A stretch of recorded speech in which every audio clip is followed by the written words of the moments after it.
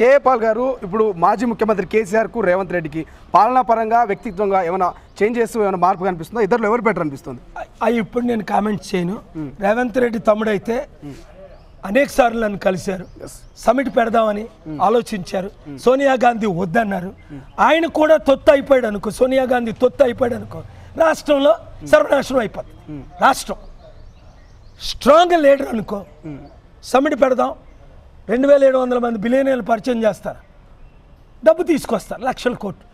Andhra Pradesh high court ఈ వారంలో ఇచ్చిన ఆర్డర్ చూడండి, ఆయన మాట్లాడిన మాటలు చూడండి. జస్టిస్ నరేంద్ర గారు ఏమన్నారు? ఆయన ఎందుకు ఎఫ్సిఆర్ఎల్ క్యాన్సిల్ చేశారు? ఆయన డబ్బులు ఎందుకు రానివ్వట్లేదు మీ గవర్నమెంట్? ఆయనకి పర్మిషన్ ఇవ్వండి అన్నారు. సెంట్రల్ గవర్నమెంట్ పర్మిషన్ ఇస్తే 30 రోజుల్లో 8,000 కోట్లు స్టీల్ ప్లాంట్కి ఇస్తాను వైట్ మనీ. ఇప్పుడు నా దగ్గర లేవు, విదేశాల్లో రూపాయి తేలేను, రూపాయి కోటి రూపాయలు. ఓకే, సో ఇప్పుడు మొన్నదాకా బీఆర్ఎస్ బీజేపీ నాయకులు ప్రభుత్వం కూలిపోతుందని కాంగ్రెస్ మీద కామెంట్ చేశారు. అనూహ్యంగా కేఏ పాల్ గారు కూడా ప్రభుత్వం 6 నెలలే ఉంటుందంటూ కామెంట్ చేస్తున్నారు. లేదు లేదు, కారణం ఏంది? నేను రేవంత్ రెడ్డితో ఉంటే ఓకే, లోక్నాథ్ సిండే అవడవడు గవర్నమెంట్లో కోలం, నేను లేకపోతే ప్రజలు లేనట్టే, దేవుడు లేనట్టే, దీవెన లేనట్టే, సత్యం లేనట్టే. రేవంత్ రెడ్డి తమ్ముడు, నువ్వు సోనియా గాంధీ మాట వింటావా? ఇచ్చిన మాట నిలబెట్టుకుంటావా? సమిట్ పెడతావా లేదా? లెటర్ ఇస్తావా లేదా? నిర్ణయించుకో మండే లోపుని.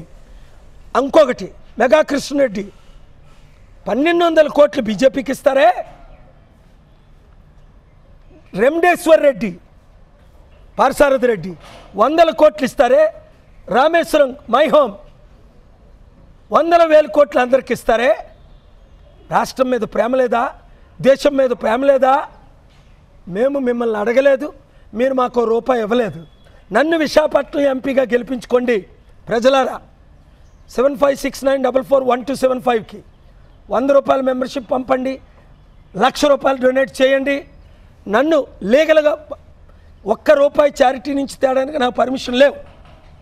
విదేశాల నుంచి తేకూడదు డబ్బులు ఎలక్షన్కి. మీరు నా కొరకు వచ్చి క్యాంపెయిన్ చేయండి విశాఖపట్నం. ఆంధ్రప్రదేశ్లో 175లో 100 ఎమ్మెల్యేలు గెలిపించండి, 25 ఎంపీలో 25 గెలిపించండి. లేదా నష్టపోయేది నేను కాదు, గొంతుకు పోయినట్టు ప్రాణం మీ కొరకు పెడుతున్నా. అదానీని ఢీకొని 8 లక్షల కోట్లు లాస్ తీసుకొచ్చా లాస్ట్ ఇయర్. స్టీల్ ప్లాంట్ అమ్మకుంటా నేను ఒక్కడనే అమ్మా.